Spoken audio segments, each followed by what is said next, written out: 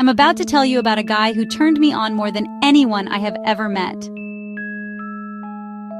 And the craziest part? He never even touched me. This wasn't an accident. This wasn't a fluke. He was a master of psychological attraction, and he played it so perfectly that I have literally never forgotten it. We were at this insane rooftop party. You know the vibe, low music and a skyline glittering like spilled diamonds. He wasn't the loudest guy there, not even the most handsome in a classic way. But from the second he introduced himself, he had this energy, this insane gravity that just pulled me in. It wasn't about what he said, but how he said it. It was in his voice, his eyes, his entire presence. The attraction completely bypassed the physical and went straight for my mind. In a room packed with people, he created a world just for the two of us. A space where every word, every look, every pause was charged with this electric current. He didn't need to touch my hand to make my heart race. He did it just with his focus. He didn't need to whisper in my ear to make me lean in. The tone of his voice did that all on its own. That night, he used 5 specific psychological techniques, 5 secret tools that created this unforgettable, almost overwhelming sense of desire. Okay, technique hash 1, and this is the first thing he used, the voice that hypnotizes. It wasn't just what he was saying, it was the actual texture and rhythm of his words. Most guys, especially when they're nervous, talk way too fast and their voice goes super high. Their energy is frantic, scattered. It gives off this subtle vibe of anxiety, like they need your approval. I remember asking him a super simple question about his work. Instead of jumping into a quick, eager answer, he just paused. He held my gaze, and when he finally spoke, his voice was a whole octave lower than all the party chatter around us. It was slower, more deliberate. Every word had weight. He said, "That's a great question." And the way he said it made me feel like I'd just said the most brilliant thing in the world. He basically created what I call a cone of intimacy. The psychology here is insane. Research consistently shows that women tend to perceive men with lower-pitched voices as more attractive, dominant, and confident. A lower pitch can be an evolutionary signal for things like size and health, a good protector and partner. But it's not just about being deep, it's about control. A slow, steady pace shows you're not nervous, that you're comfortable and in control of the situation. So how do you actually do this? You don't need a Barry White voice, it's all about modulation. Instead of a fast, "I think you have a really nice smile," which sounds like a throwaway line. Try this. Pause. Make eye contact. Let the moment breathe. Then, in a slightly lower, slower voice, say, "You know, you have a truly beautiful smile." Technique number 2, and this one is even more powerful than his voice. It's how he used his eyes.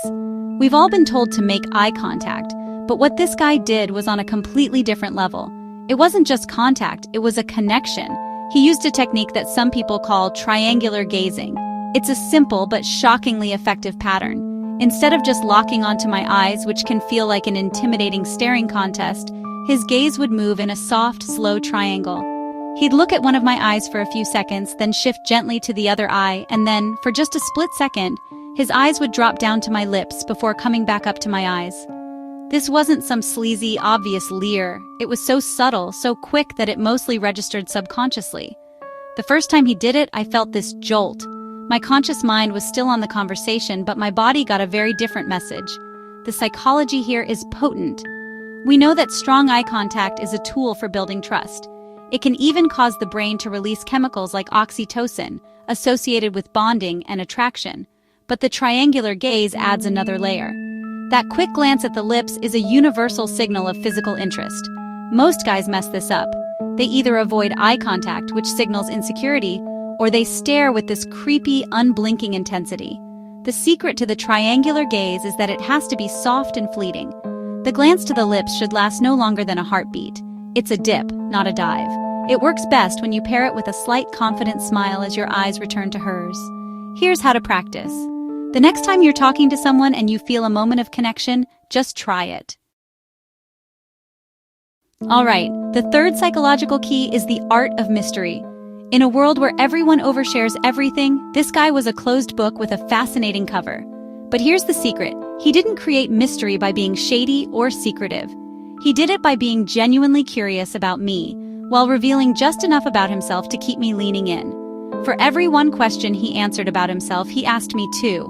And they weren't boring job interview questions. Not, what do you do? But, what's the most passionate you've ever felt about something you worked on? He was digging for my values, my passions, my mind. He made me feel like the most interesting person in the room.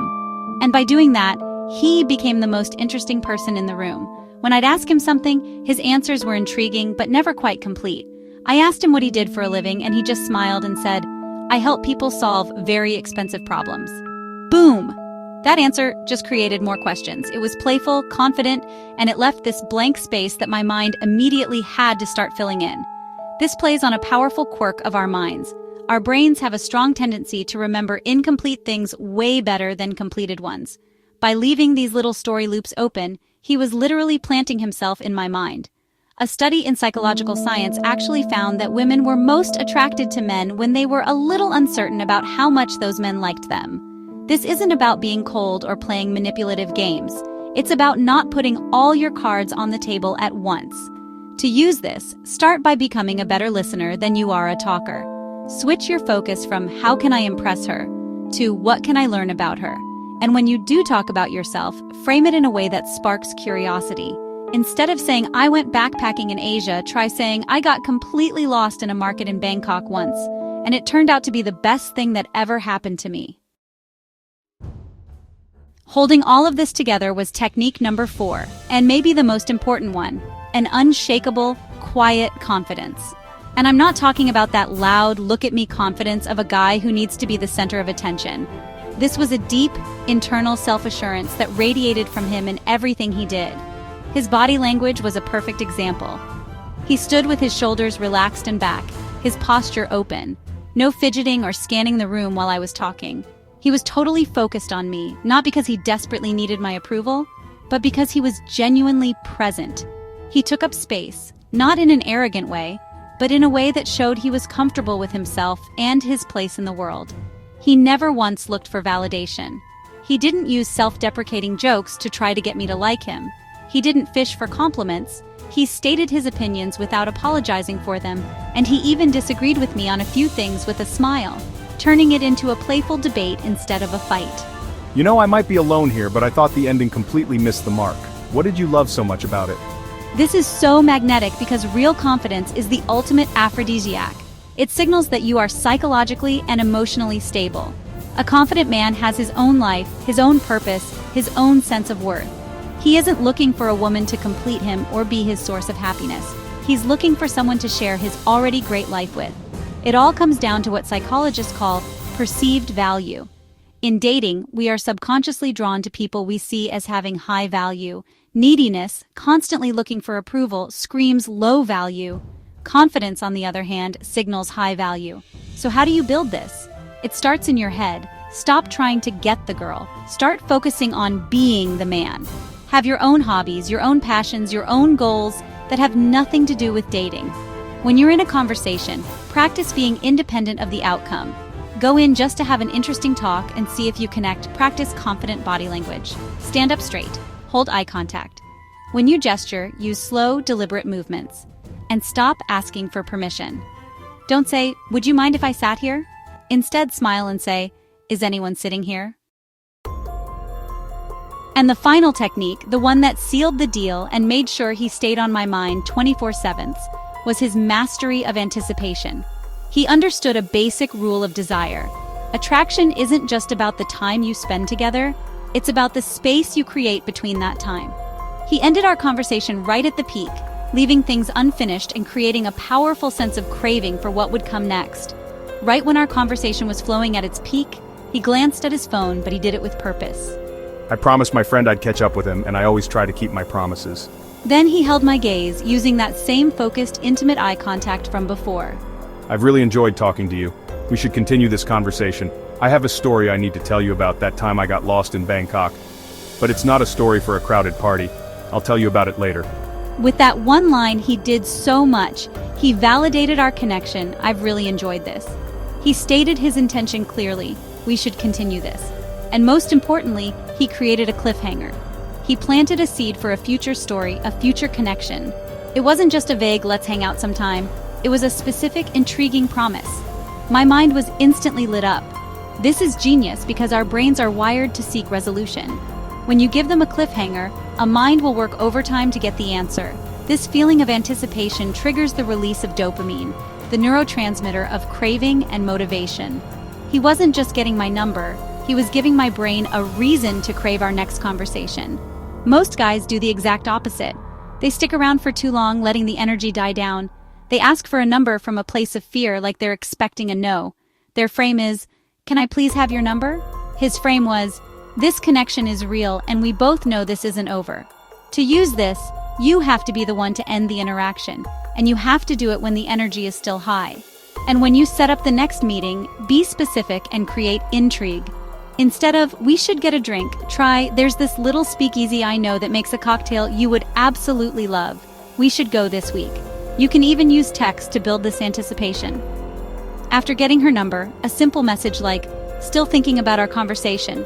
And don't think I've forgotten I owe you that story," keeps the connection alive and the anticipation burning. So there you have it. The 5 psychological techniques this guy used to completely captivate me without a single touch. It started with the voice that hypnotizes, pulling me into a private world with a lower, slower tone that demanded attention and created intimacy. Then came the gaze that disarms, using that triangular method to speak a language of desire subconsciously, turning a simple chat into something electric. He followed that by masterfully weaving the mystery that obsesses, making me the center of his world while revealing just enough of his own to leave me hungry for more. All of this was built on a foundation of the confidence that magnetizes, that quiet self-assurance that radiated from him and signaled incredible value without him saying a word. And finally, he locked it all in with the anticipation that incendiates, ending the night at the perfect moment and creating a dopamine-fueled craving for the next chapter of our story. These aren't tricks. They're not about manipulation. They are tools of high-level communication. They're about understanding that real, lasting attraction isn't just physical. It's mental. It's emotional. It's about making a woman feel seen, intrigued, and desired on a level that goes way beyond the surface. He never needed to touch me, because the moment he spoke, the moment he looked at me, the moment he left me wanting more, he had already reached the deepest part of me. And that's the truth no one tells you. Desire doesn't start with the hands. It starts with the mind. And once you've been touched there, the rest is inevitable. Now, I have a challenge for you. Don't try to master all 5 of these at once. Just pick one. Maybe it's playing with your vocal tone, or maybe it's trying the triangular gaze. Pick one technique and just experiment with it the next time you're in a conversation you care about. And I want to hear how it goes. Leave a comment below and tell me which technique you're going to try first. Your stories and your experiences help everyone here learn and grow. If you found this breakdown valuable, do me a favor and smash that like button and subscribe for more deep dives into the psychology of attraction. And make sure you turn on notifications, because in my next video, we're going to talk about the 7 subtle signs a woman gives when she wants you to make a move. You are not going to want to miss that one.